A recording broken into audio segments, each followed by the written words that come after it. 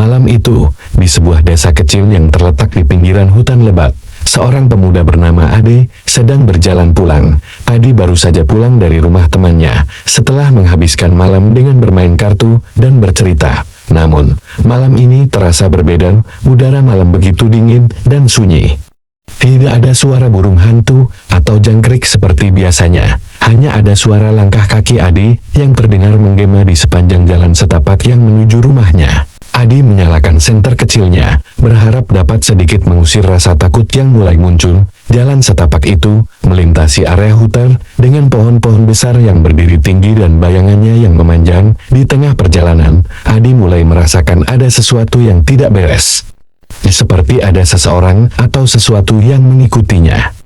Adi berhenti dan menengok ke belakang. Tidak ada apa-apa, hanya kegelapan. Namun, ketika ia kembali berjalan, langkah-langkah itu terdengar lagi.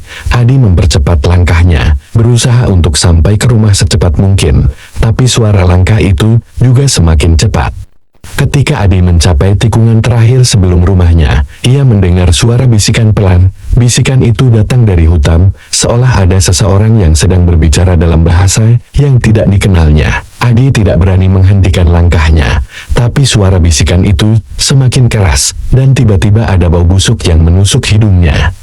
Adi mulai panik dan berlari secepat mungkin ke arah rumahnya. Ia hampir sampai di pintu ketika tiba-tiba pintu itu terbuka sendiri. Adi berhenti, terkejut dan bingung. Tidak ada orang di sana. Rumahnya tampak gelap dan kosong. Tapi suara langkah kaki di belakangnya masih terdengar, dan kini terdengar lebih dekat. Adi melangkah mundur, menolak masuk ke dalam rumah yang tampaknya angker. Tapi ketika ia berbalik, ia melihat sosok bayangan besar berdiri di tengah jalan. Sosok itu memiliki mata yang bersinar merah dan mengeluarkan suara erangan yang mengerikan. Adi berlari ke arah rumah tetangganya untuk meminta bantuan. Namun, ketika ia sampai di sana, rumah itu juga kosong. Pintu dan jendelanya terbuka lebar. Rasa takutnya semakin besar. Adi sadar bahwa ada sesuatu yang sangat salah di desanya. Ia terus berlari dari rumah ke rumah, namun semuanya kosong dan sepi. Hanya ada kegelapan dan bayangan-bayangan yang bergerak di balik pepohonan. Suara bisikan dan erangan semakin keras, seolah-olah semua roh hutan datang untuk mengelilinginya. Malam itu, desa kecil itu lenyap dari peta, dan hanya Adi yang tersisa untuk menceritakan kisahnya. Ia ditemukan di tepi hutan, terguncang dan hampir tidak dapat berbicara. Tidak ada yang tahu apa yang sebenarnya terjadi. Tetapi desas-desus menyebar bahwa hutan itu telah mengklaim kembali apa yang menjadi miliknya. Hanya sisa-sisa rumah dan jejak-jejak kaki yang tersisa untuk menandakan bahwa desa itu pernah ada. Adi ditemukan oleh tim pencari pagi hari berikutnya. Matanya kosong dan dia gemetar hebat, seolah-olah telah melihat sesuatu yang mengerikan. Mereka mencoba bertanya apa yang terjadi, tetapi Adi hanya bisa menggumamkan kalimat-kalimat tak jelas tentang bayangan dan erangan. Tim pencari memutuskan untuk mencari desa yang hilang, tetapi yang mereka temukan hanya reruntuhan rumah dan sisa-sisa api unggun yang telah lama padam. Semua penduduk desa hilang tanpa jejak, tidak ada tanda-tanda pertarungan atau tanda-tanda perpindahan massal, seolah desa itu lenyap dalam semalam. Salah satu penyelidik, Pak Budi, adalah seorang ahli dalam hal-hal supernatural. Dia memutuskan untuk membawa Adi ke rumahnya dan mencoba mendapatkan lebih banyak informasi. Malamnya, ketika Pak Budi sedang merebus sten, Adi tiba-tiba berteriak, suaranya nyaring dan penuh ketakutan. Pak Budi berlari ke ruang tamu, tempat Adi berada, dan melihat pemuda itu terperangkap dalam mimpi buruk yang mengerikan. Jangan datang. Tolong, jangan. Adi berteriak dalam tidurnya, wajahnya basah dengan keringat dingin. Pak Budi mengguncang bahu Adi hingga pemuda itu terbangun. Matanya terbuka lebar dan dia tampak bingung. Mereka datang untuk mengambil kita, katanya dengan suara bergetar. Mereka sudah mengambil desa. Pak Budi tahu ada sesuatu yang sangat salah. Dia meminta Adi untuk menceritakan apa yang dia alami di malam desa itu menghilang. Adi menceritakan tentang bisikan di hutan, bayangan besar dengan mata merah, dan bau busuk yang memenuhi udara. Dia juga bercerita tentang suara erangan yang semakin keras dan bagaimana setiap rumah yang dia kunjungi kosong. Pak Budi mengerti bahwa ada kekuatan gelap yang sedang bekerja, dan desa itu mungkin menjadi korban entitas supernatural yang kuat. Dia menyarankan untuk membawa Adi ke dukun tua di desa sebelah, seseorang yang dianggap memiliki pengetahuan tentang roh-roh jahat dan bagaimana mengusir mereka. Keesokan harinya, mereka berdua pergi menemui dukun tua itu yang tinggal di sebuah pondok di tengah hutan. Dukun itu adalah seorang pria tua dengan rambut putih panjang dan tatapan tajam. Setelah mendengarkan cerita Adi, dukun tua itu berkata, hutan ini dihuni oleh roh-roh kuno yang terlupakan. Mereka bangkit ketika manusia mengusik ketenangan mereka. Pak Budi bertanya apa yang bisa dilakukan untuk mengembalikan desa dan penduduknya. Dukun tua itu menjelaskan bahwa ada ritual pemurnian yang dapat mengusir roh-roh jahat, tetapi harus dilakukan pada malam purnama. Malam purnama berikutnya tinggal beberapa hari lagi. Adi dan Pak Budi setuju untuk melakukan ritual itu, tetapi mereka tahu risikonya tinggi. Roh-roh kuno tidak akan dengan mudah pergi begitu saja, dan mereka mungkin akan mencoba menghalangi upaya itu. Namun, Adi tahu bahwa itu satu-satunya cara untuk mendapatkan kembali desanya dan menyelamatkan orang-orang yang hilang. Malam purnama berikutnya, mereka berkumpul di tengah hutan, di tempat di mana desa itu pernah berdiri. Dengan lilin dan mantra, dukun tua memulai ritual pemurnian. Adi dan Pak Budi berjaga di sekelilingnya, siap untuk menghadapi apapun yang mungkin terjadi. Ketika ritual dimulai, hutan menjadi hidup dengan suara bisikan dan erangan yang mengerikan. Bayangan-bayangan mulai muncul di antara pepohonan. Mata merah mereka bersinar dalam kegelapan, udara dipenuhi dengan bau busuk yang menusuk hidung, dan angin mulai bertiup kencang. Seolah-olah alam pun menentang mereka. Pertarungan melawan roh-roh kuno telah dimulai, dan nasib desa dan penduduknya bergantung pada keberanian Adi dan kekuatan dukun tua. Mereka tahu bahwa jika mereka gagal, mereka akan menjadi bagian dari kegelapan hutan itu selamanya. Angin yang bertiup kencang hampir memadamkan lilin-lilin di sekitar tempat ritual. Dukun tua tidak terpengaruh. Dia terus melantunkan mantra-mantra dalam bahasa kuno. Tangannya bergetar saat memegang jimat-jimat suci. Adi dan Pak Budi berdiri di dekatnya, mencoba menjaga api lilin agar tetap menyala. Bayangan-bayangan yang bergerak di antara pepohonan semakin jelas. Mata merah mereka berkilat dengan kemarahan, dan suara bisikan berubah menjadi erangan yang menakutkan. Adi merasakan dingin yang menjalar di punggungnya, seolah-olah kegelapan mulai menyusup ke dalam tubuhnya. Namun, dia tahu tidak ada jalan kembali. Pak Budi mengeluarkan dupa dan mulai membakar beberapa daun kering yang dukun tua berikan padanya. Asapnya menyebar, menciptakan aroma yang kuat, membuat beberapa bayangan tampak mundur. Namun, satu sosok besar dengan mata merah menyala maju ke depan. Tubuhnya tinggi dan kurus, seperti ranting pohon yang tua dan kering. Erangannya begitu keras hingga menggema di seluruh hutan. Dukun tua mengangkat tangannya dan menatap sosok itu. "Peroha Hutar, kami memanggilmu untuk pergi," serunya dengan suara yang kuat. "Kami hanya ingin mengembalikan yang telah kau ambil." Sosok itu tampak marah, erangannya semakin intens. Adi menahan napas saat sosok itu maju mendekat. Namun dukun tua tetap tenang. Dia mengeluarkan batu hitam dari kantongnya dan melemparkannya ke arah sosok itu. Batu itu meledak dalam semburan cahaya terang, menyebabkan sosok itu berteriak dan mundur beberapa langkah. Pak Budi kemudian berteriak kepada Adi untuk menyalakan lebih banyak dupa dan melemparkannya ke arah bayangan-bayangan yang mengelilingi mereka. Asap yang muncul mulai mengusir bayangan-bayangan itu, tetapi sosok besar dengan mata merah masih tetap berdiri. Dukun tua melanjutkan mantra-mantranya, namun kali ini dia tampak lebih intens, seolah berusaha memanggil kekuatan alam untuk mengusir roh hutan itu. Angin berputar di sekitar mereka, dan langit mulai berkilat dengan kilat. Adi merasa ketakutan. Namun dia tahu bahwa mereka harus bertahan sampai ritual selesai. Tiba-tiba, dari arah pohon, muncul suara-suara lain, suara yang berasal dari penduduk desa yang hilang. Mereka memanggil nama-nama mereka, dan terdengar putus asa. Adi merasa hatinya hancur mendengarnya, tetapi dia tahu mereka tidak dapat berhenti sekarang. Jika roh hutan berhasil, desa itu dan penduduknya akan hilang selamanya.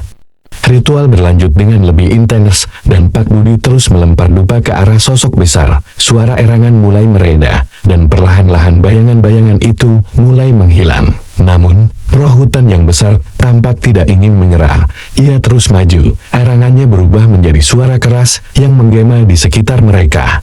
Dukun tua mengeluarkan botol kecil berisi cairan bening dan menaburkannya ke tanah. Dia menyebutkan nama desa dan meminta roh-roh untuk kembali ke tempat asalnya. Suara erangan berhenti seketika dan bayangan-bayangan mulai hilang satu persatu. Roh hutan yang besar tampak berteriak dalam kesakitan saat dia mulai memudar. Kilat semakin terang, dan Adi bisa merasakan tanah bergetar di bawah kakinya. Dukun tua terus melantunkan mantra, dan akhirnya, dengan satu semburan cahaya terakhir, roh hutan itu menghilang. Hutan kembali tenang, dan angin berhenti bertiup. Adi, Pak Budi, dan dukun tua berdiri di tengah-tengah reruntuhan desa yang telah kembali normal. Perlahan-lahan, suara penduduk desa mulai terdengar, dan satu persatu, mereka muncul dari balik pohon, tampak bingung dan ketakutan. Mereka berhasil mengembalikan desa, tetapi Adi tahu bahwa hutan itu masih menyimpan rahasia dan bahaya. Meskipun mereka telah mengusir roh hutan, peringatan dukun tua tetap ada di pikirannya. Jangan pernah lupa bahwa kita hanya tamu di tanah ini. Hutan ini memiliki pemiliknya, dan kita harus selalu menghormatinya. Setelah keberhasilan ritual pemurnian, desa mulai hidup kembali. Penduduk yang hilang kembali ke rumah mereka, mencoba memahami apa yang terjadi dan bagaimana mereka bisa tiba-tiba muncul di tengah hutan.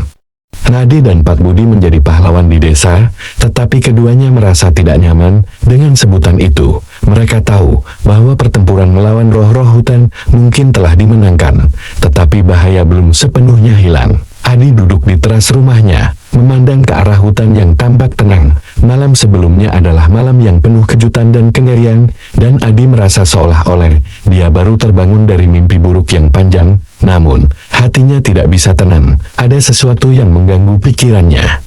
Suara-suara bisikan dan bau busuk yang masih terasa nyata. Pak Budi mengunjungi Adi di pagi hari untuk memeriksa kondisinya. Mereka berbincang tentang malam purnama dan bagaimana mereka berhasil mengusir roh hutan itu. Namun, Pak Budi kemudian mengungkapkan sesuatu yang membuat Adi merasa cemas. "Adi, dukun tua memberitahu saya sesuatu sebelum dia pergi," kata Pak Budi dengan suara rendah. Dia bilang ada kemungkinan bahwa roh-roh hutan itu hanya mundur untuk sementara waktu. Kita harus tetap waspada. Adi menatap Pak Budi dengan rasa takut. Apa maksudnya? Apa mereka akan kembali? Pak Budi mengangguk perlahan. Dukun tua bilang bahwa hutan ini memiliki keseimbangan yang rapuh. Ketika manusia mulai merusak alam, roh-roh itu akan bangkit untuk mengembalikan keseimbangan. Kita mungkin telah mengusir mereka, tetapi jika kita tidak berhati-hati, mereka bisa kembali dengan lebih kuat. Adi merasa perutnya bergejolak. Bayangan mata merah dan erangan masih menghantui pikirannya. Apa yang bisa kita lakukan? Tanyanya. Pertama, kita harus memastikan bahwa desa ini tidak melanggar batas hutan lagi, jawab Pak Budi. Kita harus menghormati alam dan tidak mengganggu roh-roh hutan. Kedua, kita harus selalu siap jika sesuatu yang aneh terjadi lagi. Adi mengangguk, memahami pentingnya pesan ini, namun dia masih merasa takut akan kemungkinan kembalinya roh-roh hutan. Bagaimana jika mereka tidak bisa mengusir mereka lagi? Bagaimana jika desa mereka hilang selamanya? Malam itu, Adi tidak bisa tidur. Dia merasa ada sesuatu yang mengawasinya dari jendela. Setiap suara kecil membuatnya melompat, dan dia merasakan aura gelap di sekitar rumahnya. Dia mencoba meyakinkan dirinya sendiri bahwa itu hanya imajinasinya, tetapi rasa takut itu terus mengikutinya. Beberapa hari kemudian, desa mulai kembali normal. Penduduk melanjutkan rutinitas mereka, tetapi semua orang menjadi lebih berhati-hati. Mereka berbicara tentang apa yang terjadi dan berjanji untuk menjaga hutan dengan lebih baik. Namun, Adi tidak bisa menghilangkan perasaan bahwa sesuatu yang buruk masih akan datang. Suatu malam, saat dia sedang berjalan pulang, setelah membantu seorang tetangga, Adi mendengar suara bisikan lagi.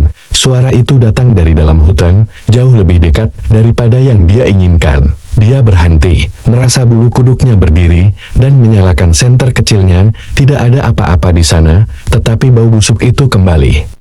Adi tahu bahwa roh-roh hutan belum benar-benar pergi. Mereka hanya menunggu, mengintai di balik pepohonan, siap untuk kembali kapan saja. Dia berlari pulang, memastikan pintunya terkunci rapat, tetapi suara bisikan itu tetap terdengar di luar. Dan begitu, Adi menyadari bahwa perjuangan untuk menjaga desanya belum berakhir. Setiap malam, dia akan mendengar suara-suara itu, mengingatkannya bahwa hutan tidak akan pernah benar-benar aman. Mungkin desa mereka bisa bertahan untuk sementara, tetapi hantu di tengah malam akan selalu ada. Menunggu waktu yang tepat untuk kembali dan mengklaim apa yang menjadi milik mereka, desa telah kembali tenang, tapi Adi merasa hidupnya tidak lagi sama. Setiap malam, dia terbangun oleh suara bisikan yang lembut namun jelas, datang dari arah hutan. Kadang-kadang, bisikan itu menyebutkan namanya, seolah-olah memanggilnya kembali ke tempat di mana semua itu bermula. Meski desa tampak damai di siang hari, Adi tahu bahwa roh-roh hutan masih mengintai, menunggu saat yang tepat untuk menyerang lagi. Pak Budi juga merasakan ada sesuatu yang salah. Dia mencoba menjaga semangat penduduk desa agar tetap tinggi, tetapi dia tahu bahwa kekuatan gelap di hutan tidak akan berhenti begitu saja. Pak Budi mulai mengumpulkan orang-orang desa yang bersedia untuk berjaga-jaga di malam hari, memastikan tidak ada yang mendekati hutan tanpa izin.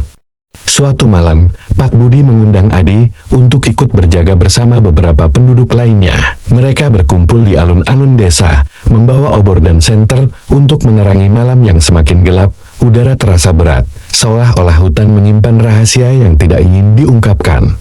"Ade, kita harus selalu waspada," kata Pak Budi. "Roh-roh hutan mungkin bersembunyi, tapi mereka bisa muncul kapan saja, kita harus siap." Adi mengangguk, matanya memperhatikan hutan yang seolah-olah bergerak meskipun tidak ada angin. Dia merasakan dingin yang merayap di kulitnya, mengingatkannya pada malam purnama yang mengerikan itu. Selama beberapa jam, mereka berjaga tanpa kejadian apapun. Namun, ketika malam semakin larut, salah satu penjaga yang berada di tepi hutan mulai berteriak. Ade dan Pak Budi berlari ke arahnya, menemukan dia berdiri dengan wajah pucat, menunjuk ke arah kegelapan. "Ada yang bergerak di sana," katanya dengan suara gemetar. "Saya melihat bayangan besar, dan ada bau busuk." Pak Budi menyalakan senter dan memeriksa area itu, tetapi tidak menemukan apa-apa. Namun, bau busuk itu mulai tercium, membuat mereka semua merasa mual. Adi tahu ini adalah tanda bahwa roh-roh hutan mungkin sedang kembali.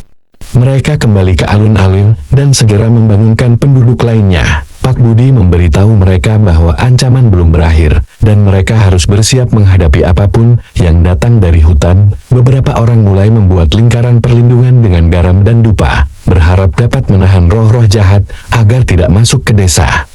Adi merasa ketakutan, tetapi dia tahu bahwa dia harus berani. Dia ingat kata-kata dukun tua tentang menjaga keseimbangan alam, dan dia tahu bahwa desa harus lebih berhati-hati agar tidak memicu kemarahan roh-roh hutan lagi. Malam itu, desa tetap berjaga sampai pagi. Tidak ada yang terjadi, tetapi bau busuk itu tetap ada, menyebar di udara dan mengingatkan mereka bahwa bahaya masih mengintai. Adi tidak bisa tidur, terus mendengar bisikan yang semakin keras di telinganya.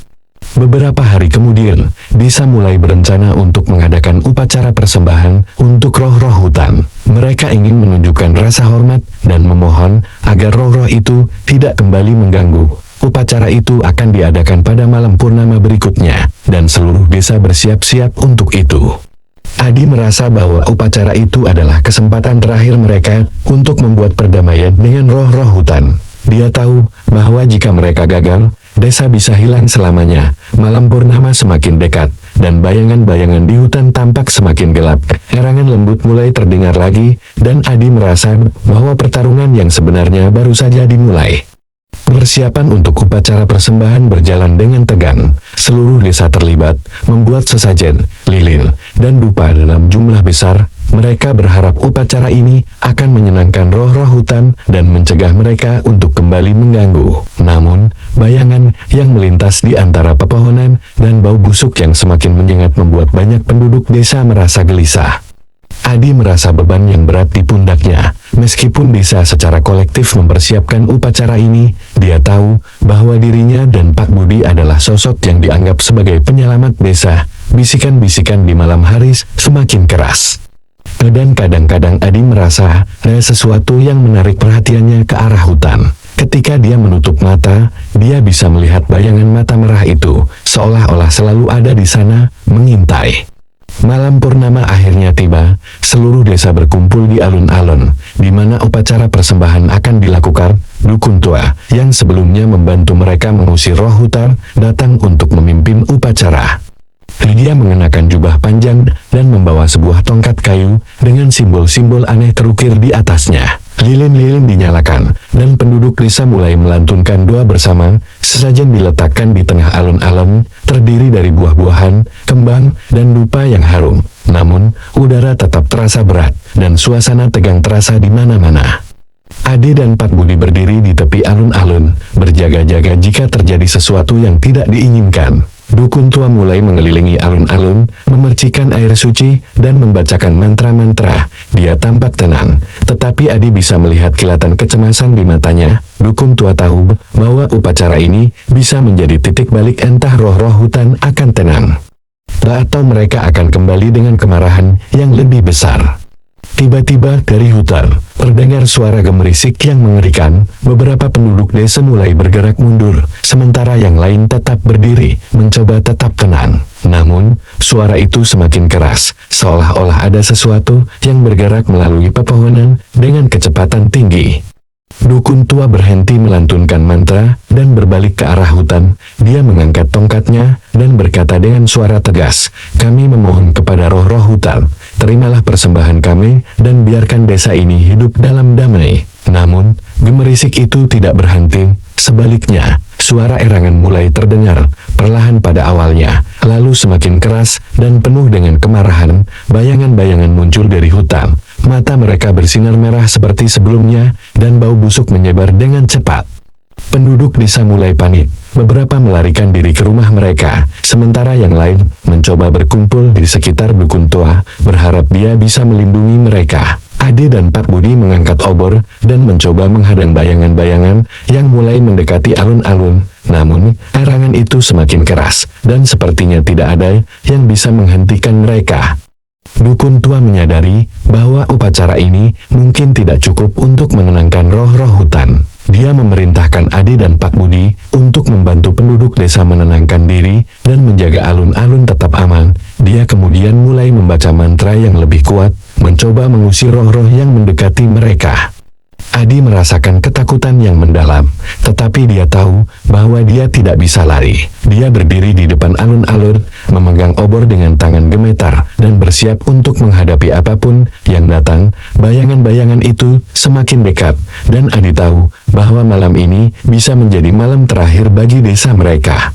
Pertarungan antara desa dan roh-roh hutan telah dimulai. Adi tahu bahwa mereka harus bertahan, atau desa mereka akan hilang selamanya dalam kegelapan hutan yang penuh dengan roh jahat. Malam purnama menyelimuti desa dengan cahaya perak yang aneh. Bayangan-bayangan muncul di tepi hutan, mata merah mereka bersinar terang dalam gelapnya malam, erangan semakin keras, dan bau busuk menyebar di udara. Adi dan Pak Budi berdiri di depan alun-alun, obor mereka bergetar dalam genggaman. Sementara itu, dukun tua terus melantunkan mantra-mantra dengan suara yang semakin keras, mencoba mengusir roh-roh hutan. Penduduk desa berkerumun di sekitar lilin-lilin dan sesajen, wajah mereka dipenuhi ketakutan. Beberapa mulai berdoa, sementara yang lain mencoba menenangkan diri.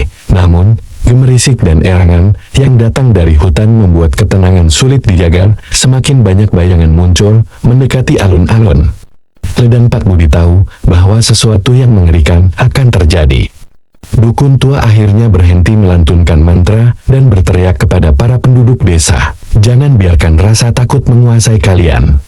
Kita harus berdiri bersama dan melawan roh-roh ini. Jika kita menyerah, desa ini akan hilang selamanya."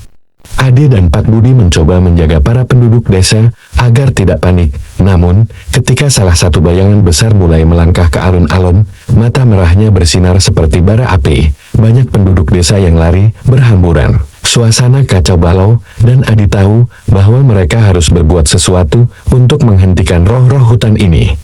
"Pak Budi, apa yang bisa kita lakukan?" tanya Adi, suaranya dipenuhi ketakutan.